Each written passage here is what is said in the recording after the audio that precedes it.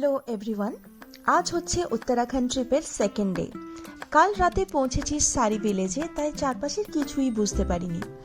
আজ সকালে ঘুম থেকে উঠেই মন একদম ফুরফুরে হয়ে গেল। কি সুন্দর দৃশ্য, চারপাশে পাহাড়, তার মাঝে একটা ছোট্ট গ্রামের বাড়িতে আমরা। আর আমাদের ব্রেকফাস্টেরও আয়োজন করা হয়েছিল খোলা ছাদের নিচে, গরম গরম রুটি আর বাঁধাকপির তরকারি।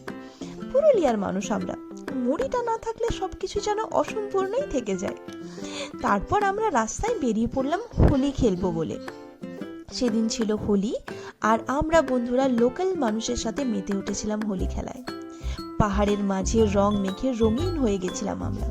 আর জানো তো, বিয়ের পর সাগর আর আমার প্রথম হোলি, তাও আবার এখানে। এর থেকে ভালো হোলি সেলিব্রেশন বোধহয় আর কিছু হতো না।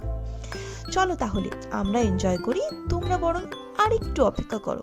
নেক্সট ব্লগ খুব শিগগির আসছে।